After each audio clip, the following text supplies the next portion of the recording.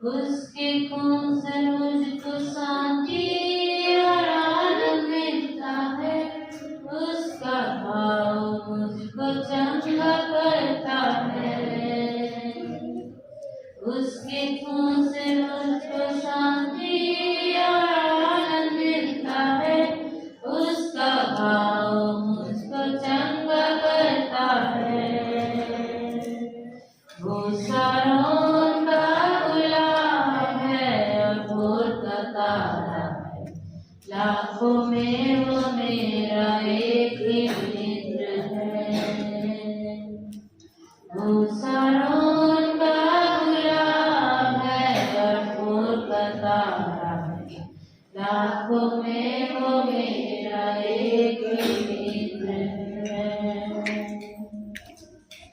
सर्वशक्तिमान परमेश्वर पिता, हम आज की दोपहर में प्रभु आपका धन्यवाद करते हैं। स्वामी, बड़े अनुग्रह से, बड़ी दया से प्रभु अभी तक आपने चलाया है। प्रभु जी, हम धन्यवाद करते हैं। प्रभु, आप हमें मिले कि हमारा सौभाग्य है। प्रभु, सर्वशक्तिमान परमेश्वर को जानने के लिए हम योग्य जाने गए, हम इसलिए धन्यवाद करते हैं। हम पर पहले दया की हुई थी और हम पर अब दया की गई है, इसलिए हम धन्यवाद करते हैं। पहले तो हम ईश्वर रहित थे और इस संसार में भटकी हुई भेड़ों के समान थे, पर हमें अब जीविता ईश्वर मिल गया, जो हमारे हालेलुया शरीर प्राण आत्मा को रचने वाला परमेश्वर है। हम धन्यवाद करते हैं। आज की सुबह में प्रभु, जब हम आपके वचन की ओर जाते हैं प्रभु, पवित्र आत्मा सारा नियंत्रण हम आपके हाथ में देते हैं। हे पिता परमेश्वर, अपने पुत्र यीशु मसीह का जलाल यहाँ पर प्रकट कीजिए। हालेलुया। हमारे यहाँ खड़े होने से, बोलने से प्रभु, और यहाँ पर लोगों के बैठने से, सुनने से केवल और केवल यीशु मसीह को महिमा मिलने पाए। हालेलुया। यीशु मसीह का नाम ऊंचा होने पाए, ऐसी हम प्रार्थना करते हैं। पवित्र आत्मा सारा नियंत्रण आप ले लीजिए, ऐसे हम प्रार्थना करते हैं। इस बिल्डिंग के चारों ओर यीशु के लहू का पाड़ा बांधते हैं प्रभु, और प्रभु जी हालेलुया हालेलुया, लहू की सुरक्षा में एक बातें होने पाए, ऐसे हम प्रार्थना करते हैं। कोई भी गड़बड़ी ना होने पाए, हम ऐसे प्रार्थना करते हैं। स्वर्गीय पिता, सब बात के लिए हम धन्यवाद करते हैं। जिसकी प्रार्थना खुदा करता है, इस नाम के नाम से मांगते हैं, आमीन आमीन। Hallelujah hallelujah hallelujah, praise the lord, praise the lord. प्रभु का धन्यवाद हो, प्रभु ने एक और मौका हमें दिया और आज हम इसकी उपस्थिति में हैं। आज हम परमेश्वर के वचन में से कुछ सीखेंगे, तो सब लोग रिलैक्स होकर के प्रभु की उपस्थिति में उसके भय के साथ बैठना है। कोई भी दूसरी बातों को जगह नहीं देना है। हमारे सोच विचारों को कंट्रोल में रखना है। सोच विचार आएंगे, अब हम बोलेंगे कि कोई लोग ऐसे प्रार्थना हमेशा देते हैं, हमारे लिए प्रार्थना करो, कि बहुत सारे सोच विचार आते हैं। तो वो प्रार्थना ऐसे नहीं है, सोच विचार आएंगे क्योंकि हम मनुष्य हैं, और अगर ऐसे सोच विचार नहीं आएंगे तो फिर एक मुर्दे के समान है। लेकिन उन सोच विचारों पर जयवंत होना हमारा काम है। कितना उस पर डीप जाना है, ये हमारे ऊपर डिपेंड करता है कि किसी भी एक सब्जेक्ट को लेकर हम कितना सोचते हैं, ठीक है ना। इसलिए अपने सोच विचारों को हम कंट्रोल में रखें और परमेश्वर की उपस्थिति में रहें, और वचन को जब सुनते हैं तो अपने अंदर में लहू की स्तुति करें, प्रभु यीशु मसीह के लहू की स्तुति करें, ताकि वचन हमको समझ में आए और वचन हमारे अंदर जाए, और कुलुस्सी 3:16 के अनुसार वो अधिकाई से हमारे हृदय में बसने पाए। तो इसलिए यीशु मसीह के लहू की स्तुति करते हुए बैठे, लहू की आराधना करते हुए बैठे। कोई भी ऐसे ना बैठे कि बस बैठे हैं बोल करके। अगर आप बस ऐसे ही बैठेंगे बोलकर बैठेंगे तो परमेश्वर का वचन आपके लिए काम नहीं करेगा। इसलिए गंभीरता के साथ में बैठे, और अपने बहुत सारे लोगों के पास बच्चे हैं, बच्चों को भी नियंत्रण में रखें, प्रार्थना के साथ नियंत्रण में रखें। मैंने पहले भी सिखाया, आप शनिवार के दिन से ही रात से उनके लिए हाथ रख के प्रार्थना करो, प्रभु ये बच्चे हमारे जब हम चर्च में जाते हैं तो हमारे साथ शांति से बैठने पाए। और ये सब बातें मैं आपको अपने एक्सपीरियंस से मैंने नहीं किया है, मैं आपको बताती हूँ। मेरे बच्चे तो पूरे आराधना में बैठते थे चुपचाप, अभी तो बड़े हो गए वो लोग, पर वो लोग बैठते थे चुपचाप से और वे लोग इधर उधर नहीं भागते थे। छोटे छोटे भी रहने से वो मेरे पास में बैठते थे। तो इसलिए बहुत देखना है अपने बच्चों को। और प्रभु में आए हैं, आपको ध्यान देना, आपका ब्लाउज कैसा है, आपका चुन्नी किधर है। बहुत सारे बहनों लोग सबकी चुन्नी उनकी समझ में नहीं आती, किधर किधर भक्ति रहती है, तो ध्यान देना है थोड़ा सा। और भाई लोग भी ध्यान देना, अपना पैंट को शर्ट को सटीक करके बैठना है, क्योंकि आप लोग तो आगे बैठते हैं, पीछे बहनें लोग भी बैठती, कई बार आपका वस्त्र अच्छा नहीं दिखता है, इसलिए उसको बहुत ध्यान से देखना है कि कहीं हमारे कारण किसी को ठोकर तो नहीं लग रही है, कहीं हमारा शरीर तो किसी को नहीं दिख रहा है। बहन लोग भी कैसे कपड़ा पहनना है वो सब ध्यान देना है। बड़े बड़े गले के कपड़े नहीं पहनना है, पहले पहन सकते थे, पहने थे, पर अभी नहीं पहनना है। अभी हम प्रभु की बच्चियां हैं, प्रभु का भय मानने वाली स्त्रियां हैं, हमारे वस्त्र से भी दिखना चाहिए कि हम प्रभु का भय मानते हैं, है ना। तो इस प्रकार अपने ध्यान में बैठना है, इधर उधर अपना ध्यान भी नहीं करना है और परमेश्वर का वचन पे पूरे ध्यान से हमको सुनना है। तो अभी हम एक वचन निकालेंगे, आपके पास बाइबल है, मेरे साथ में निकालो। कुलुस्सियों की पत्री और उसका पहला अध्याय और उसका 13 वचन, और पेज नंबर 277 में है, पेज नंबर 277 में है। कुलुस्सियों की पत्री पहला अध्याय 1 का 13 वचन हम पढ़ेंगे। उसी ने हमें अंधकार के वश से छुड़ाया, उसी ने हमें अंधकार के वश से छुड़ाकर अपने प्रिय पुत्र के राज्य में प्रवेश कराया।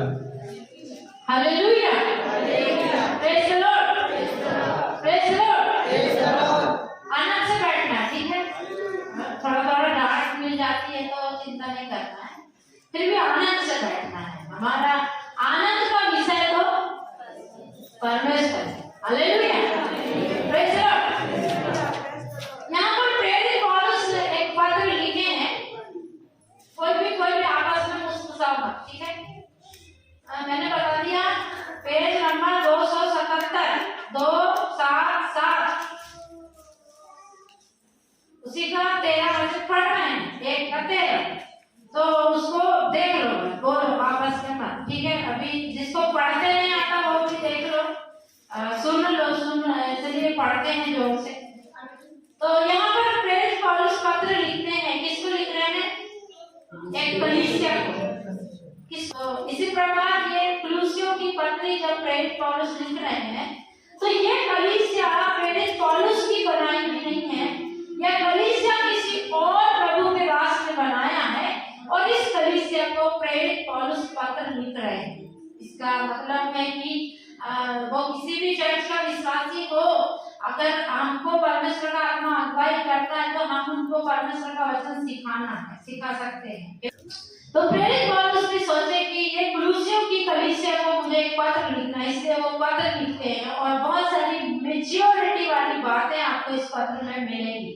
मतलब एक छोटे बच्चा, एक छोटे विश्वासी के लिए जो लिखा जाता है वैसा कुछ नहीं है, जो एक परिपक्व विश्वासी के लिए लिखा गया ऐसा एक पत्र है। अगर आप परिपक्वता में बढ़ना चाहते हैं, पूरा पत्र को पढ़ना है। कुलुस्सियों की पत्री में सिर्फ 4 अध्याय है, आप घर जाकर के पूरा एक पत्र को पढ़ सकते हैं, उसको मनन कर सकते हैं, कुछ कठिनाइयों को पूछ सकते हैं, आप लोग पूछ भी सकते हैं, ठीक है ना। ऐसे मत चलो कि बस चल रहे हैं इनके पीछे पीछे पीछे पीछे। वो कुछ सवाल है तो पूछो, कुछ सवाल है, कुछ सवाल कभी कभी हमको परेशान करना चाहिए। जब वो हम ऐसे चलेंगे तब हमको मालूम चलेगा हम सही से चल रहे हैं। अगर ये कुछ सवाल जब हम वचन पढ़ते हैं तो हमारे पास आना चाहिए। मेरे पास बहुत सवाल आते हैं और फिर उनको पूछ सकते हैं प्रभु के दासों से, कुछ विश्वासियों से जिनको समझते हैं उनसे हम वो जानकारी ले सकते हैं। इसलिए आप घर जाकर ये पूरा पत्र को पढ़ना है, कुलुस्सियों की पत्री को 1 से लेकर 4 अध्याय तक, ठीक है ना। तो यहाँ पर प्रेरित पौलुस बहुत सारी बातों को लिखते हैं। हमने आज एक ही वचन पढ़ा और उसी वचन पर हम फोकस करेंगे। उसमें लिखा, उसी ने हमें अंधकार के वश से छुड़ाकर अपने प्रिय पुत्र के राज्य में प्रवेश कराया। किसने छुड़ाया? किसने छुड़ाया? सवाल बनकर उसी ने हमें अंधकार के वश में से चुनाया। परमेश्वर पिता ने चुनाया। किसने चुनाया? हम त्रिएक परमेश्वर पर विश्वास करते हैं। जानते हैं ना, अभी बहुत सारे ओनली जीसस वाले भी निकले हैं, मतलब सिर्फ यीशु मसीह वाले। तो वे लोग ऐसे सिखाते हैं सिर्फ यीशु मसीह परमेश्वर है और पवित्र आत्मा नहीं है और पिता भी नहीं। वो लोग ऐसे सिखाते हैं। तो वो और वो दिखाएंगे भी कि हम प्रभु के लोग हैं, कभी चर्च है। तो ऐसे गुमराही बहुत सारी जगह चल रही है। ऐसे हमको गुमराह नहीं होना है।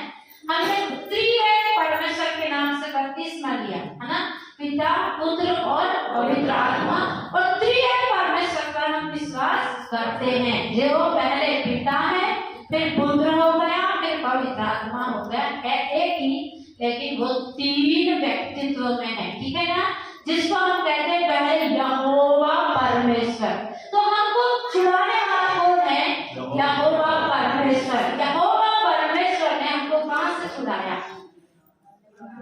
कहां से छुड़ाया? आप जेल में तो नहीं थे। आप में से कितने लोग जेल गए थे? कोई नहीं गए ना कभी? तो अभी छुड़ाया कहां से परमेश्वर ने?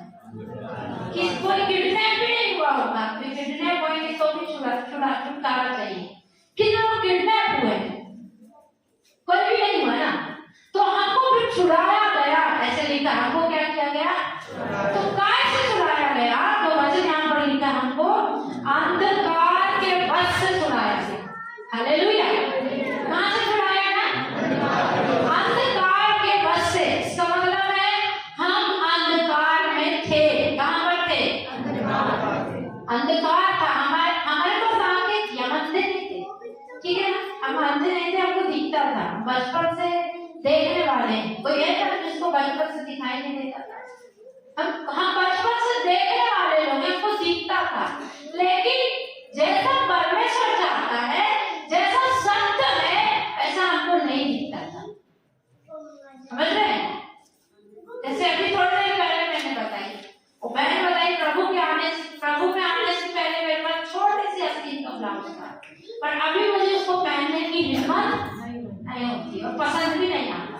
तो तभी कभी कुछ सोचना नहीं था, कभी कुछ समझ नहीं थी। आंख तो थी, पढ़े लिखे भी थे और सब कुछ सेम था, लेकिन कुछ भेद नहीं पता था कि इतना सा वस्त्र क्यों पहनना है बोल के।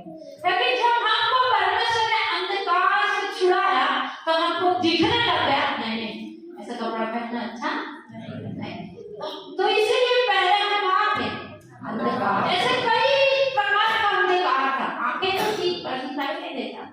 अपने ही भाई को चीट करते थे, मतलब अपने ही भाई को धोखा देते थे, अपनी बहन की चोरी कर लेते थे, अपने ही माता पिता से आंखें चुराकर गलत काम करते थे और बहुत सारी चीजें जो अंधकार की हैं। अभी उसको समझने के लिए बहुत सारा टाइम लग सकता है। आप लोग जानते हैं कि अंधकार क्या है। हमको ये नहीं मालूम था कि वास्तव में परमेश्वर कौन है। हम नहीं जानते थे कि हमारी प्रार्थना को कौन सुन सकता है और कौन हमें छुटकारा दे सकता है, कुछ भी नहीं जानते थे। लेकिन परमेश्वर यहोवा ने हमें उस अंधकार में से छुड़ाया। कहां से छुड़ाया? कितने लोग विश्वास करते हैं मुझे छुड़ाया? अगर हम छुड़ाए गए हैं तो अभी हमको भेद समझ में आता है। अब हम देख सकते हैं कि क्या गलत है और क्या सही है। अभी मुझे दिखाई देता है, अभी मुझे दिख रहा है कि सही क्या है और गलत क्या है। और पहले मुझे नहीं दिखता था। पहले जब कोई ना होने पर हम मस्त से बुराई करते थे। अभी तो वो नहीं है तो बुराई करते थे और हम सोचते थे कि वो तो नहीं है। लेकिन अब हमको पता है कि वो नहीं है, लेकिन परमेश्वर है, तो बुराई करने के समय में वो तो सुनेगा। इसलिए अब हम बुराई भी नहीं कर सकते। अगर कभी कर रहे हैं, इसका मतलब है अभी भी हमारी आंखें नहीं खुली है। अगर हम आज भी बुराई कर रहे हैं, बुराई तो बुराई है, ठीक है, बहन लोग, भाई लोग, कोई भी किसी की बुराई कर रहा है, किसी बुराई किसको बोलते हैं? जैसे हम दोनों हैं और यहाँ एक तीसरा है ही नहीं, हम उसकी बात कर रहे हैं, मतलब बुरी बात। वो है तो उसकी बुराई नहीं होगी, लेकिन वो है नहीं तो फिर बुराई हो जाएगी। हाँ, दर्पण एक चिट्ठी चिपकाने के लिए सोचती हूँ मैं, दर्पण लिखो जो व्यक्ति है नहीं उसकी बात मत करो, जो व्यक्ति आ नहीं है उसकी बात मत करो। हम लोग वही करते हैं। अपने अपने घर में लिख लो, बेडरूम में लिखो, हॉल में लिखो, वचन लिखते हैं मांगो तो तुम्हें दिया जाएगा। इतने चतुर हैं ये वचन बनाने वाले, मन फिराव नहीं लिखेंगे कभी भी, अच्छा अच्छा वचन बनाते हैं, सुंदर सुंदर, चमकाने वाला, आशीष वाला है। आज कैलेंडर भी पढ़ी, आप रोज कैलेंडर पढ़ो, वो कैलेंडर वाला भी इतना चलाक है, रोज आशीष का वचन लिखेगा, आशीष का वचन ऐसे नहीं लिखता वो मन फिराव, क्योंकि स्वर्ग का राज्य निकट है, मन फिराव नहीं तो नाश हो जाओ, ऐसा नहीं लिखते हो। हम भी अपने घर में सुंदर सुंदर वचन लिखा के रखे। अभी एक चिट्ठी खुद लिख के रखो, जो व्यक्ति यहाँ नहीं है उसकी चर्चा मत करो, ठीक है? ठीक है? हाँ, ऐसा वचन लिखो। हाँ, ये वचन तो ठीक है, वो हमको मालूम है, वो सब अच्छा लिखेगा, वो कैलेंडर वाला अच्छा लिखेगा, वो नहीं बता रहा मान फिराव के बारे में, हमको समझना है। हम तो लोग ऐसे नहीं बता रहे, लोग बता रहे बस आशीष और समृद्धि, ये गलत प्रचार है। तो परमेश्वर ने हमको कहाँ से छुड़ाया? अंधकार। आप छूट गए कि आप खुद चेक करना, कौन चेक करेगा? आप चेक करो, आप कैसे आपका बच्चे इधर मानो, आपका भाई आपका अटेंशन स्त्री के प्रति कैसा है, चेक खुद चेक करो। आपका अटेंशन पैसे के प्रति कैसा है, खुद चेक करो। बहनों, आपका अटेंशन किसी पुरुष के प्रति, कोई पुरुष दिख रहा है सुंदर सा, उसके प्रति आपका अटेंशन मतलब नजरिया, किसी पुरुष के प्रति आपका नजरिया क्या है, उसको चेक करो। तो और पैसे के प्रति, और जब 4 स्त्रियां बैठेंगी तो आप क्या बात कर रहे हैं, आप खुद को चेक करो। आपको चेक करके कोई नहीं आएगा। न्याय के दिन परमेश्वर भी था, जब न्याय करेगा तो वो बताएगा एक बातें, आपके पास वचन था, आपने क्या किया। तो हम अपने आप को चेक करना है, दूसरे को चेक नहीं करना है। बहुत हम लोग ये बहुत जल्दी करते, ज्यादा करते, दूसरे को चेक करते वो क्या कर रहा है। सबसे पहली बात वचन पहला कुरिन्थियों 11 अध्याय में हम सब प्रभु भोज के दिन पढ़ते हैं, अपने आप को जांच लो। क्या करना? किसको जांचना? अपने आप को जांच लो। बोलो अपने पड़ोसी को अपने आप को जांच लो। इसलिए बोलते हैं बाइबल आईना है, इसी के द्वारा अपने आप को जांच लो, जांच लो। अरे 5 बहनें आप बैठी हो तो क्या बात करोगी, ऐसे बात करोगी। आप जब आईने के सामने गई तैयार होने के लिए तो आप क्या तैयार होगी, क्या सोचोगी? आपका अब जब आप एक कपड़ा पहनोगी तो आप क्या सोचोगी, कैसा लगना चाहिए, एक कोई देखना चाहिए, ये सारी चीजें है ना। ये इसीलिए तो हम करते हैं ना, जब हम मेकअप करते हैं तो भी देखना है क्यों कर रहे हैं, किसको दिखाने के लिए कर रहे हैं, इससे क्या लाभ है, क्या हानि, सब चीजें देखो। खुद अपने आप को देख लो, अपने आप को जांच लो। वचन बोलता है यदि अपने आप को जांचते तो तुम दोषी ना पाए जाते। तो किसको जांचना? पैसे के प्रति जांचो कि आप पैसे के प्रति कैसे आपका व्यवहार है, आप पैसा दे करके कैसे होते हैं। आप बहुत पैसा मिल गया है, आपका स्वभाव क्या है, आप क्या करोगे, उसको कैसे खर्च करोगे। अगर बहुत कम पैसा है आप क्या करोगे, उसको मेंटेनेंस कैसे करोगे। सब बातों के लिए, पैसे के लिए क्या आप प्रभु की उपस्थिति को तुच्छ जानोगे, ये सारी चीजें देखना है। बहुत सारे लोग संगति के दिन भी सोचते हैं मैं थोड़ा काम करूंगा तो मुझे क्या मिलेगा, पैसा मिलेगा। तो उनका टेंशन क्या है, पैसा है, पैसा है ना। गलत बोल रहे हैं आप, बताना है मुझे, आप गलत बोल रहे हैं तो फिर सोचूंगी मैं। अगर आप प्रभु की उपस्थिति में बैठने का समय काम करने के लिए जाते हैं तो इसका मतलब क्या है? आपका अटेंशन किसकी तरफ है? पैसे की तरफ है। पैसे के लिए कर रहे हैं ना, आप भूखे नहीं मर रहे, सबके पास है बहुत ऐसे, है ना? तो भूखे नहीं मर रहे, फिर भी आप सोच रहे अरे आज ज्यादा काम है, आज ज्यादा पैसा मिल रहा, थोड़ा आज गेम करो, प्रभु के पास बैठना थोड़ा बंद करो, चलो जाएंगे। तो आपने किसको महत्व दिया है? आप उसको चेक करना है। किसको चेक करना है? खुद अपने आप को जांच लो, कहीं पैसा मिल रहा बोल के आप गलत काम तो नहीं कर रहे हैं? पैसा आपके बाल बच्चे ऐसे बोलेंगे मेरे बाल बच्चे कौन पालेगा?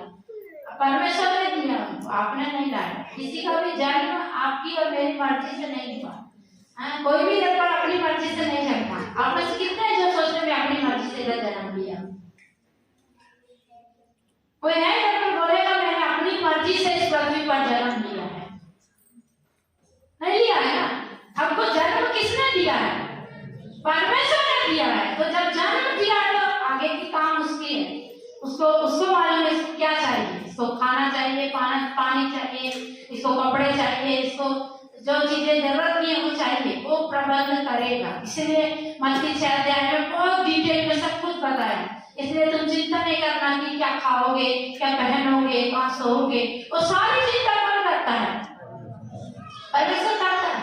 तो तुम सोचते हो थोड़ा ज्यादा पैसा कमा के और थोड़ा ज्यादा हो जाऊंगा, ज्यादा अच्छा हो जाएगा, तो गलत सोच है। तो इसीलिए हमको जानना है, अपने आप को जांचना है। अगर हम अंधकार से छुड़ाए गए हैं तो हमारा जीवन पहले से अभी क्या है? क्या है बताओ? अलग है। कैसा है? हो सकता है पहले कुछ बीमारी थी, अभी भी हो सकती है। पहले कुछ समस्या थी, अभी भी हो सकती है। समस्या गई नहीं होगी, हो सकता है। लेकिन अभी मेरा जीवन पहले से अलग है। पहले तो मैं झूठ बोलता था, पहले तो मैं गाली देता था, पहले तो मैं अपने माता पिता की भी बुराई करता था। हाँ, मैंने एक दिन बहुत माफी मांगी प्रभु से, क्योंकि मैं अपनी मम्मी को थोड़ा गलत विचार रखती थी। मुझे लगता था ये मुझसे प्यार नहीं करती और इसको मेरी चिंता नहीं। और फिर मैं अपने रिश्तेदारों के पास में जाकर उसकी बुराई करती थी। और फिर मुझे अभी रिसेंटली 15 दिन हुए प्रभु पवित्र आत्मा मुझसे बात किया, ये तुमने जो किया ये गलत किया। मैंने उन बातों के लिए माफी मांगा। हाँ प्रभु, वो मेरी माँ है, वो मुझे उसको आदर करना है, चाहे वो जैसी भी है, चाहे वो जो भी है, परंतु मुझे उसका आदर करना है, यही तेरा वचन है। तो हमको पहले ये सारी चीजें नहीं करते थे, पर अभी हम जान रहे हैं, अभी हमको मालूम चल रहा है, क्योंकि परमेश्वर हमें अंधकार से छुड़ाकर कहाँ लाया है? कहाँ लाया है? ज्योति में लाया। लेकिन यहाँ पर लिखा अपने प्रिय पुत्र के राज्य में प्रवेश कराया है। कहाँ प्रवेश कराया है? प्रिय पुत्र के राज्य में। अब प्रिय पुत्र का राज्य क्या? ये प्रभु यीशु मसीह का राज्य है। किसका राज्य? प्रभु का राज्य, परमेश्वर का राज्य है ना। इसलिए प्रभु यीशु मसीह जब प्रार्थना करना सिखाया, हे हमारे पिता की प्रार्थना करते, कितने लोग करते ना कभी हे हमारे पिता तू स्वर्ग में, तेरा नाम पवित्र माना जाए, तेरा राज्य आए। क्या प्रार्थना करते? तेरा राज्य आए, मतलब परमेश्वर का राज्य इधर आना चाहिए बोल करके। तो देखो परमेश्वर का राज्य पहले उत्पत्ति में शारीरिक तौर पर बनाया गया था। आप लोग जानते हो परमेश्वर का राज्य शुरुआत में शारीरिक तौर पर क्या किया गया था? बनाया गया था। उत्पत्ति 1 अध्याय 26 से लेकर 29 तक आप पढ़ेंगे तो परमेश्वर का राज्य शारीरिक रूप से बनाया गया था। परमेश्वर ने आदम को बनाया, हवा को बनाया, और वहां पर परमेश्वर ने सब जीव जंतुओं को बनाया और आदम और हवा को कहा कि तुम इस पृथ्वी पर फलो फूलो और पृथ्वी पर भर जाओ और सारे जीव जंतुओं पर, सारी पृथ्वी पर अधिकार रखो। ये था परमेश्वर का राज्य। वो कैसा था? सारे। वो कैसा था? आँख से दिखाई देने वाला था। कैसा था?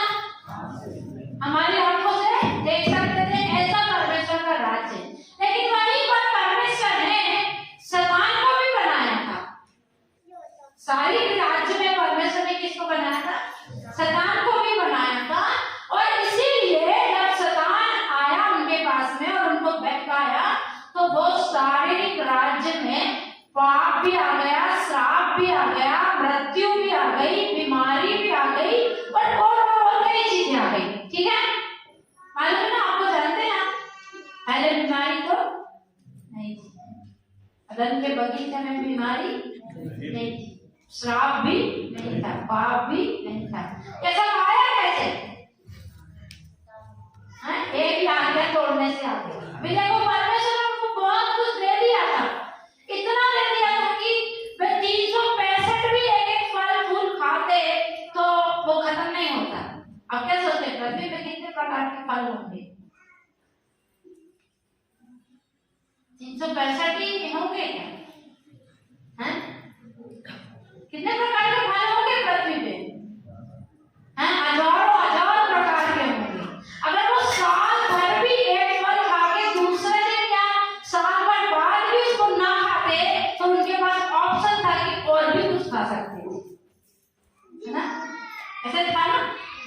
लेकिन उनको जब शत्रु आ गया, शैतान आ गया और कहता है कि इसको खाओ, तो उनको वो सारी चीजों को छोड़कर वो दिखाई दे गया, बुराई है। और वहां पर परमेश्वर के राज्य में गड़बड़ हो गया। अभी परमेश्वर का राज्य शारीरिक नहीं है, यीशु मसीह के आगमन के बाद परमेश्वर का राज्य कैसा है? आत्मिक। कैसा है? प्रभु यीशु मसीह के आगमन से पहले परमेश्वर का राज्य कैसा था? शारीरिक था। शरीर में विश्वास करके, शरीर के काम करके वो धर्मी ठहराए गए। इसलिए अब्राहम के लिए कितनी सारी बातें लिखी, दाऊद के लिए लिखी, यूसुफ के लिए लिखी, याकूब के लिए लिखी। उनके कर्मों के द्वारा वे लोग क्या ठहराए गए? धर्मी ठहराए। अब्राहम के विषय में लिखा ना, अपने कामों के द्वारा क्या ठहराया गया? धर्मी ठहराया गया। लेकिन मलाकी के पुस्तक के बाद जब यीशु मसीह का जन्म इस पृथ्वी पर हुआ, तो यीशु मसीह के जन्म के बाद परमेश्वर का राज्य आत्मिक हो गया। कैसा हो गया है? और परमेश्वर का राज्य अब शैतान के राज्य के बीच में स्थापित है। अभी पूरी पृथ्वी पर किसका अधिकार है? आप लोग जानते हैं? अभी पूरी पृथ्वी पर किसका अधिकार है? शैतान का अधिकार है। बाइबल में लिखा है। अब यीशु मसीह की परीक्षा के बारे में जब पढ़ेंगे, तो यीशु मसीह की तीसरी परीक्षा, देखो मैं एक वचन निकाल के आपको नहीं पढ़ाती क्योंकि ना उसमें थोड़ा टाइम जाएगा। अगर आपको लगता है कि मुझे जानना है ये कहाँ लिखा है, आप मुझसे थोड़ा पर्सनल मिलेंगे तो मैं बता दूंगी, ठीक है? फिर भी मैं बताते जाती हूँ। जब यीशु मसीह की 3 परीक्षाएं हुई मत्ती 4 अध्याय में, तो जब तीसरी परीक्षा करने के लिए शैतान उसको ऊंचे पहाड़ पर ले गया और सारी पृथ्वी का वैभव प्रभु यीशु मसीह को दिखाया, और प्रभु यीशु मसीह को क्या कहता है? ये सब कुछ मुझे सौंपा गया है, यदि तू झुककर मुझे दंडवत करे तो मैं ये सब कुछ तुझे दे दूंगा। हालेलुया। क्या समझ में आता है? सारी पृथ्वी का वैभव किसके हाथ में है? शैतान के हाथ में।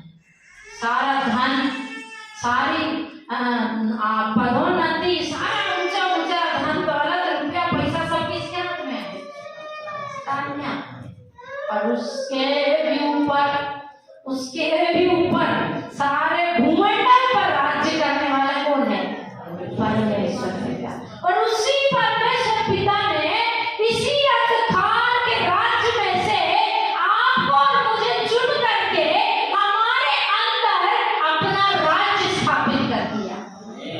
हालेलुया। अभी परमेश्वर का राज्य कहाँ है? अपने पड़ोसी से बोलो, मेरे अंदर परमेश्वर का राज्य।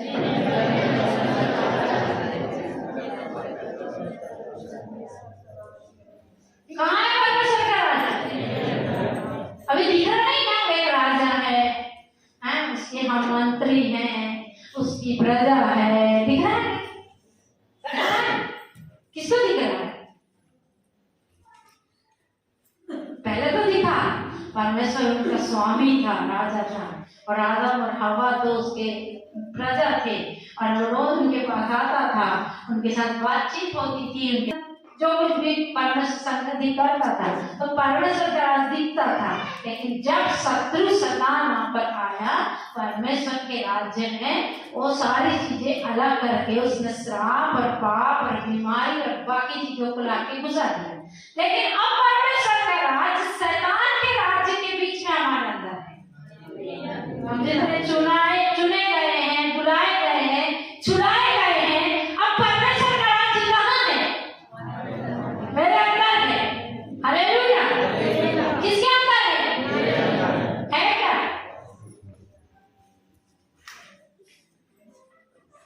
थोड़ा सा चेक करना, परमेश्वर का राज्य मेरे अंदर है क्या? और परमेश्वर का राज्य मेरे अंदर है तो मेरे अंदर अंधकार नहीं रह सकता। हालेलुया। अगर परमेश्वर का राज्य मेरे अंदर है तो मेरे अंदर क्या नहीं रह सकता? अंधकार नहीं रह सकता। अपने बाजू वाले से बोलो, मेरे अंदर अंधकार नहीं रह सकता।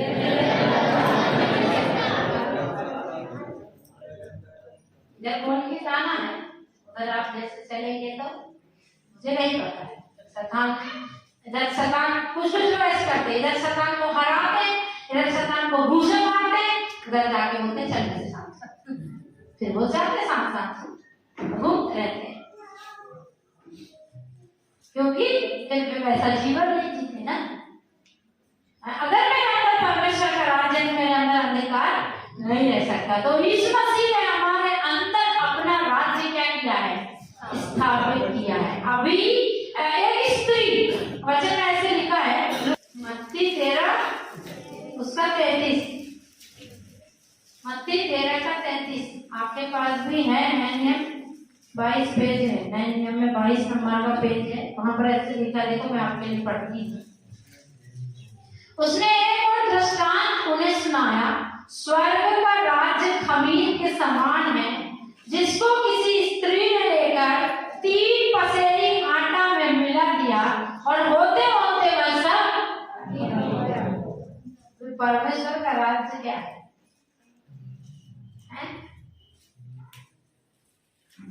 पढ़े ना आपने, आपकी बाइबल में पढ़े हो कि नहीं पढ़े? खमीर के समान मेरे अंदर। हालेलुया। खमीर कितने लोग जानते हैं? खमीर क्या होता है? कितने लोग जानते हैं? नहीं जानते? ईस्ट और आगे से जानते। अभी देखो कितने लोग जलेबी खाए हैं? जलेबी बनाने वाला अभी 10 किलो मैदा बुलाता है, और 10 किलो मैदा में इतना खमीर डालता है, इतना खमीर डालता है, इतना सा खमीर डालता है, और फिर वो मैदा सुबह तक क्या हो जाता है? खमीर हो जाता है। तो वो खमीर मैदा नहीं होता। मैदा कितना था? पीछे वाले बोलो, मैदा कितना है? 10 किलो। खमीर कितना है? ससा है, ठीक है। तो खमीर होना चाहिए कि मैदा होना चाहिए?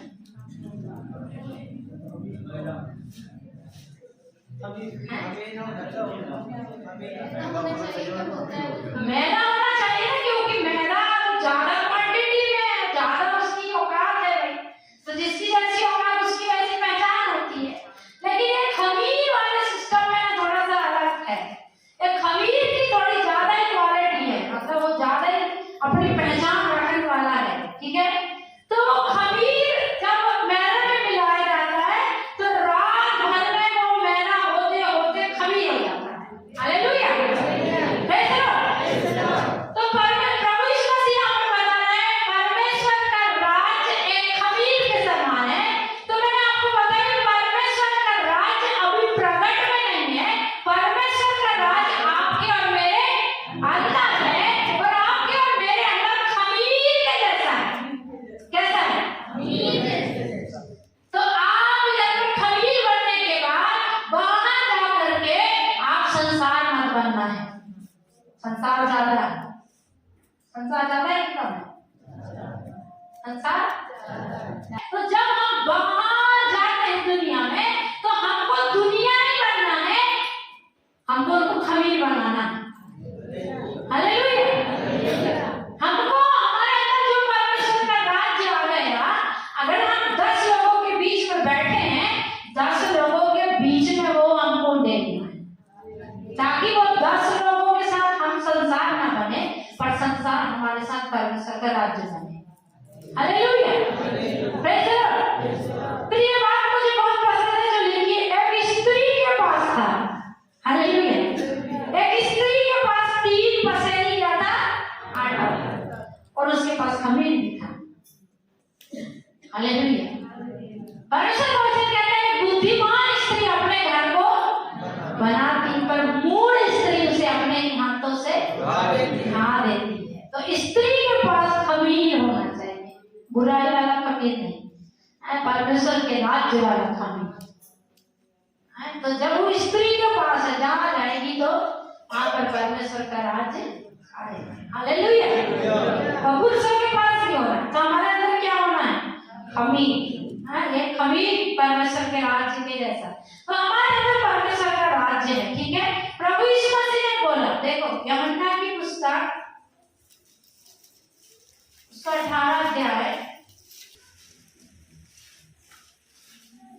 उसके 36 वचन, यूहन्ना की पुस्तक 18 अध्याय 36 वचन 36 उसमें से लिखा, मैं पढ़ती हूँ, ठीक है।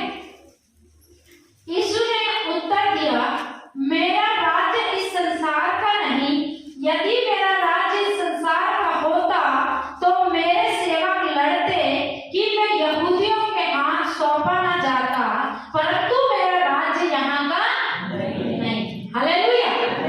Praise the Lord. चमत्कार कर सकता, लेकिन प्रभु का वचन यहाँ पर बता रहा है कि जब यीशु मसीह पकड़ा गया तब लोग आपस में भाग गए, एक दूसरे मतलब लड़ने नहीं लग गए।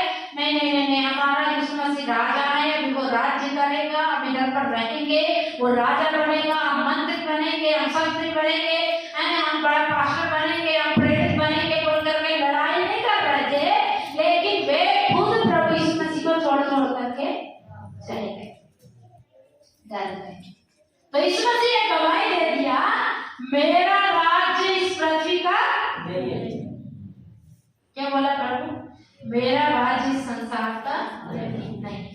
एक बात जान लो, हम इधर पर हमारा राज्य नहीं है। कितने लोग सोचते हैं इधर पर हमारा राज्य है, जिसको सब कुछ इधर चाहिए वो प्रभु का विश्वासी नहीं है। सब कुछ इधर ही पर चाहिए। अभी आप धनवान को उठा कर देखो, धनवान जब मर गया तो ऐसे नहीं लिखा उसने बहुत व्यभिचार किया, बहुत चोरी किया, बहुत डांका डाला, बहुत गरीबों के ऊपर अत्याचार किया, ऐसे कुछ भी लिखा उसके विषय में नहीं लिखा है। और मर गया तो वहां पर क्या बताया जा रहा है?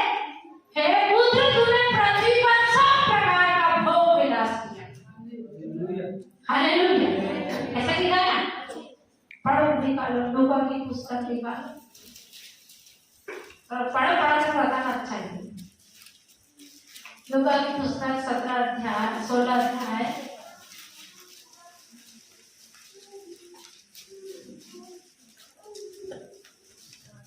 उसका 25 वचन। लूका की पुस्तक 16 अध्याय 25 वचन।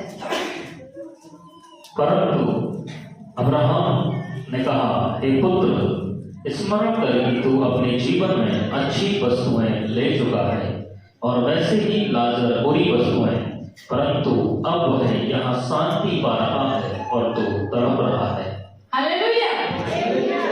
तो ये व्यक्ति देखो, ये सुख विलास शैतान का दिया हुआ है। सुख विलास, ज्यादा पैसा, ज्यादा धूमधाम किसका दिया हुआ है? आप लोग एग्री करते हैं कि मुझे नहीं पता, तो मैं आज आपको बता रही हूँ। ज्यादा सुख विलास, ज्यादा धूमधाम, ज्यादा पैसा देना, ऐसा किसने दिया है? शैतान का बनाया, शैतान देता है, पास्टरों को भी दे रहा है।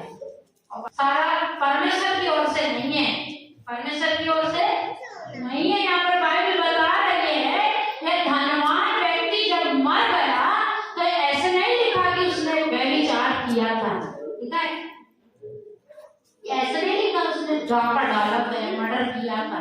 लेकिन यहाँ पर अब्राहम पिता उसको कह रहे हैं, हे पुत्र,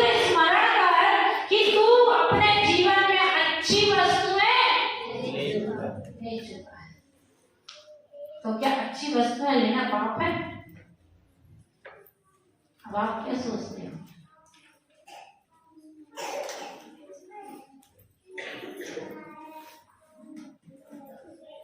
सबकी बोतली बंद, तो क्या अच्छी वस्तुएं लेना पाप है? अच्छी वस्तुएं लेना पाप नहीं है, लेकिन उसका हम कितना इस्तेमाल करते हैं क्या हमारे ऊपर डिपेंड करता है। ठीक है, अगर परमेश्वर ने किसी को धनी बनाया है, परमेश्वर को धन्यवाद हो। उनको देखना है मेरा मन कहीं किसी धन पर कोई नहीं है। गलती ये नहीं थी कि उसके पास धन था, गलती ये थी कि उस धनवान व्यक्ति के डेवड़ी पर, उसके दरवाजे पर एक गरीब लालच रोज बैठता था, और ये इतना धनवान था कि साल में 365 दिन उसका पालन पोषण कर सकता था, लेकिन ये साल में 2 दिन भी उसको अपने पेट से अच्छा खाना नहीं देता था। देता क्या था? झूठा। गलती ये नहीं कि हमारे पास पैसा है, गलती ये है कि यदि मेरे पास है और मेरा भाई भूखा मर रहा है, तो परमेश्वर उसको मुझसे क्या लेगा? लेगा। अब वो बहुत सारे दुनिया में मर रहे हैं, उसका लेगा, मुझसे नहीं लेगा परमेश्वर, क्योंकि परमेश्वर ने मुझे एक काम नहीं दिया जाओ ढूंढो कौन भूखा मर रहा है उसको आकर खाना खिलाओ।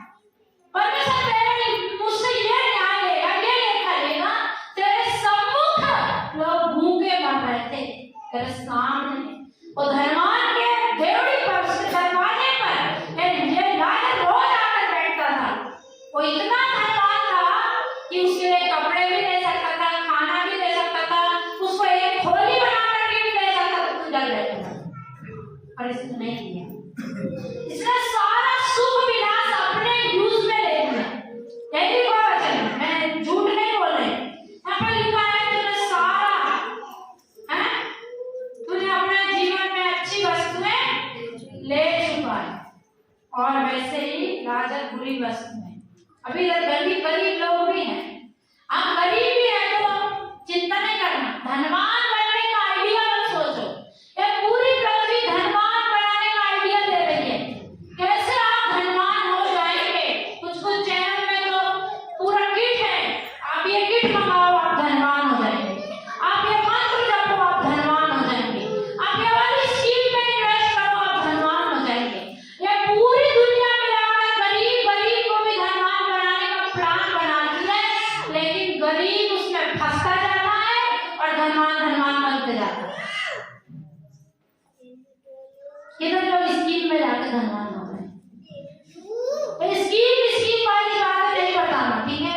हम एक दिन एक जगह गए थे तो वो बता रहे थे, पास्टर आजकल दवाई लेके आता है, और वो अविश्वासियों के पास नहीं जाता, विश्वासी के पास आता, बोलता 2500 की दवाई ले लो। अबे हम कहाँ से ले ले 2500 की दवाई? अगर उसको काम करना तो अविश्वासियों के पास भी जाए, वो विश्वासियों का पास आकर उनका खून क्यों चूसते रहते हैं? तो ये स्कीम वाली बातों में नहीं फंसाना, नहीं किसी को, न फंसना भी मत। आप जितने गरीब हैं प्रभु का धन्यवाद करो प्रभु। हम बुड़बुड़ाओ मत। आप इधर से गरीब रहकर इधर धनवान रहेंगे, इधर गरीब रहकर अच्छी चाल चलेंगे, वचन के अनुसार चलेंगे, आप परमेश्वर के राज्य में धनवान। हालेलुया। वचन बता रहा है, लाजर के पास कुछ नहीं था, यहाँ तक कि उसको घाव का इलाज कराने के पैसे भी नहीं थे, उसके घाव को अगर कुत्ते चाटते थे तो क्या लाजर परमेश्वर के राज्य में प्रवेश नहीं किया, लेकिन धनवान नहीं किया। इसलिए यीशु मसीह ने बोला व्यभिचारी का स्वर्ग राज्य में प्रवेश करना कठिन है।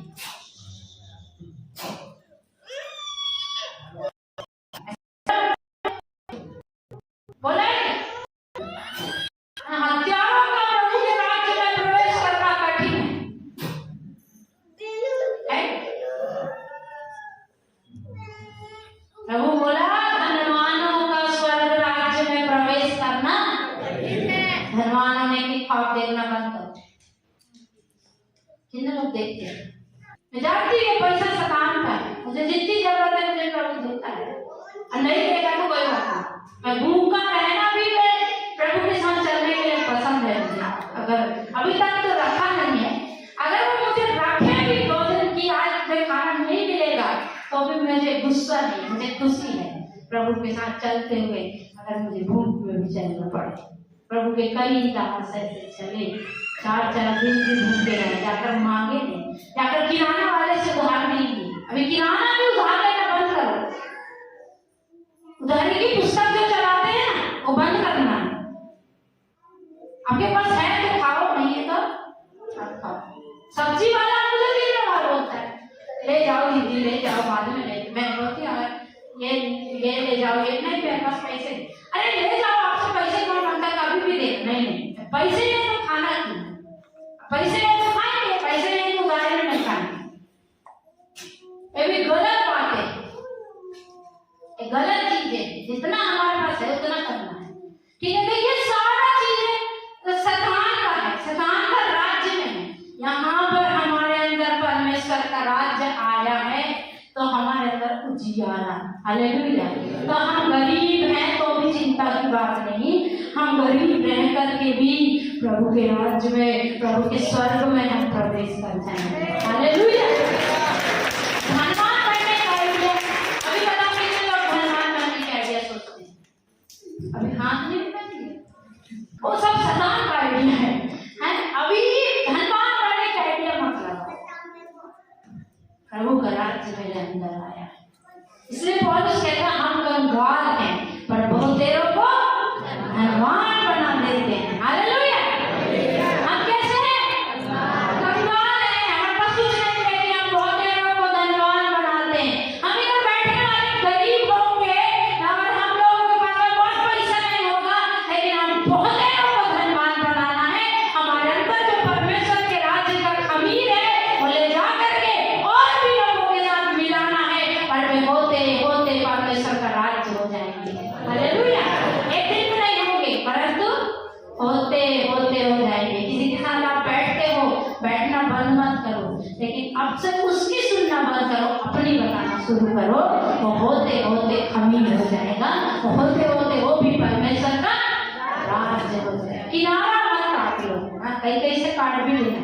कोई लोग ज्यादा दिमाग खाते हैं, दुनिया की बात करते हैं, उनको अपनी सुनना ही नहीं, तो उनसे दूर ही रहो। लेकिन कुछ लोगों के साथ आप बैठते उठते हो, वो परमेश्वर का वचन सुनते हैं, सुनाते रहो, सुनाते रहो, सुनाते रहो, होते होते भी परमेश्वर के राज्य में आ जाएंगे, hallelujah, hallelujah, praise the Lord. तो परमेश्वर का राज्य अभी कैसा है?